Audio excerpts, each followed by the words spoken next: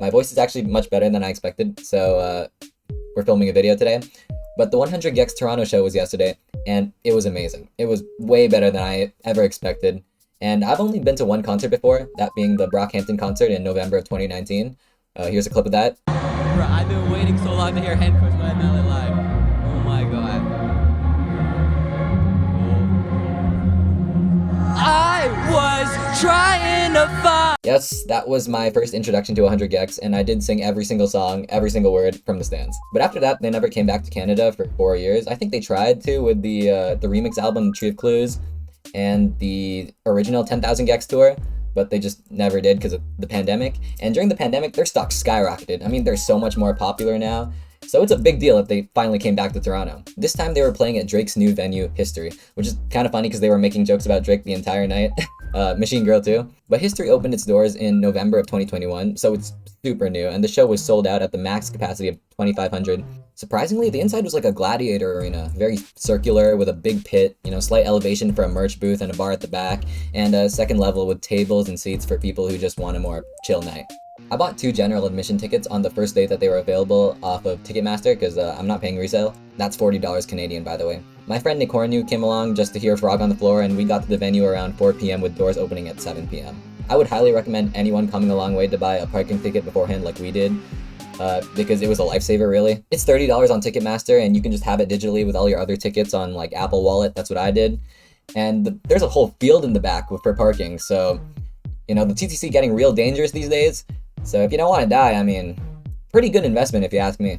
When we got in line, there was hardly anyone there. People did eventually skip the line and hold spots for their 10 friends in front of us, but I truly do not care.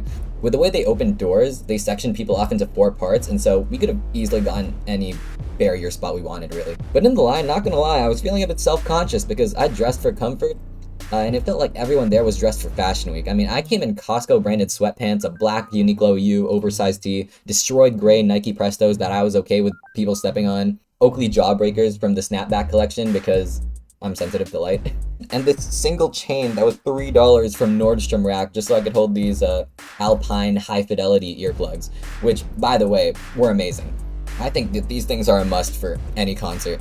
I don't care where you are. So I bought these for $30 off of Amazon, and they deserve a 6-star review.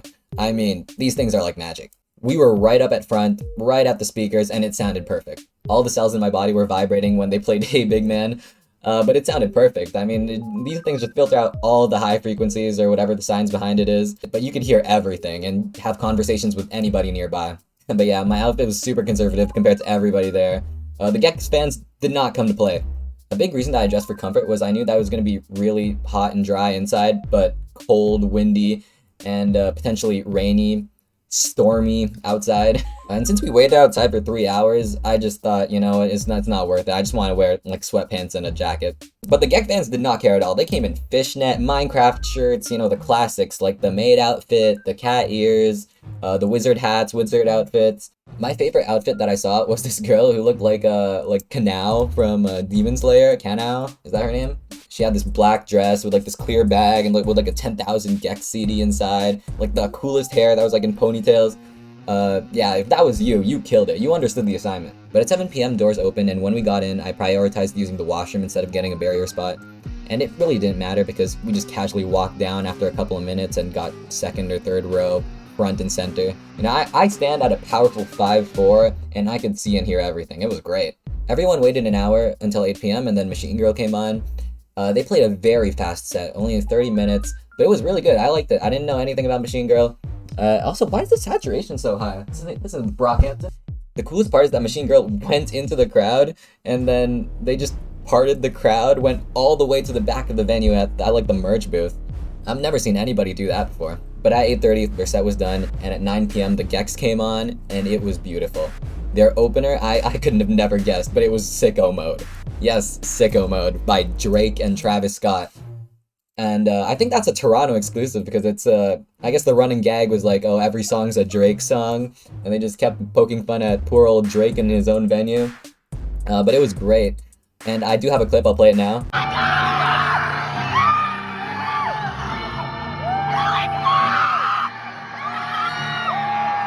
Sun is down, freezing cold.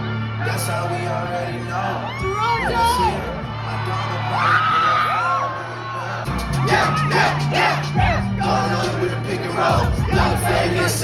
But I cannot believe I stopped recording before the transition, because instead of the verse, you get Dumbest Girl Alive, so they transitioned from Sicko Mode into Dumbest Girl Alive, and it was so good. I was screaming.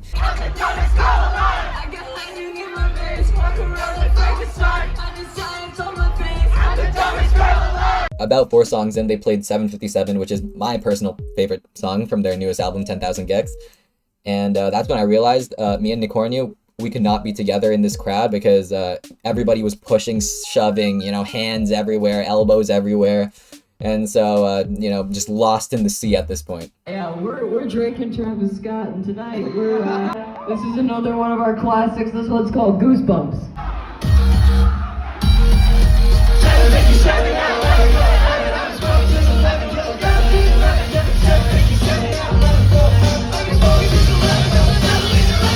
757 was great. I cannot believe I kept my spot in the crowd after all of that, because it was truly like primal chaos.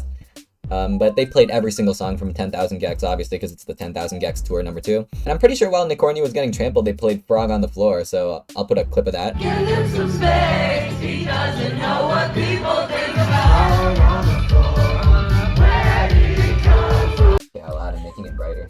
Of course, they played a lot of their old stuff too. You know, the smash hits, Stupid Horse, Hand Crushed by a Mallet, I Would Never Stop, which was kind of a left field pick considering they didn't play stuff like 745 Sticky. But, you know, the one song everybody was kind of waiting for, you could feel it, Money Machine. They played that and the crowd exploded. It was crazy.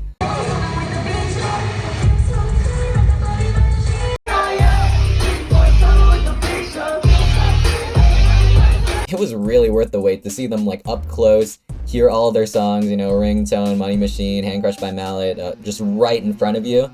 It was really a dream come true. Like, me in 2019 never would have thought that I would have got that opportunity today. I was trying to fly away to kill time. I didn't even get to tell you goodbye. But during the past week, there is one song that I've been waiting for. Well, actually, probably the entire month, because it's the one song that never came out on 10,000 gecs.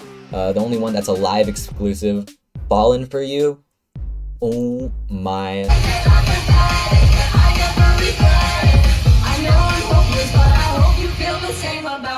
I lost my mind when they played Fallen for You. It's because it's like a concert exclusive, and it's a song like about being in a concert, so it was super surreal to hear everybody like sing it and like push against each other, and then have the lyrics be like, oh, you're pushing against somebody. It was so intense as an experience. And then they played the Snake Eyes EP, which I'm not gonna lie, don't really like the Snake Eyes EP, except Runaway. They didn't play Runaway. That was the one song that I wanted them to play that they didn't play, because I love Runaway so much. I know all the words, but I'm not that big of a fan of Hey Big Man or Torture Me. But they played those, so hey, it is what it is.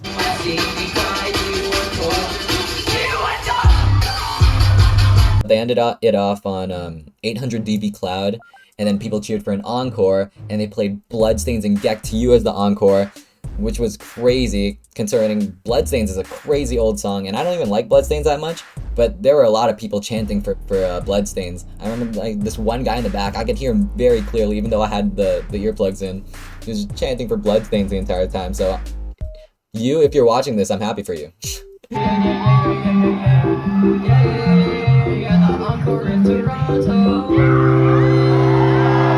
But having Gec to You as the final song was like perfection in my opinion, because my favorite song of theirs, and probably in my top 5 songs of just of all time, is probably Gec to You. That song, like I remember back in the Brockhampton tour, that was the one song that they didn't play, and that was the one song that I was super sad that I never got to hear live. And so hearing it now, finally 4 years later, was just, I mean, you couldn't write it better. Thank you, Toronto! This is gonna be our last song. This is Gec to You. Outside and see your bright eyes. I don't know if I can catch you.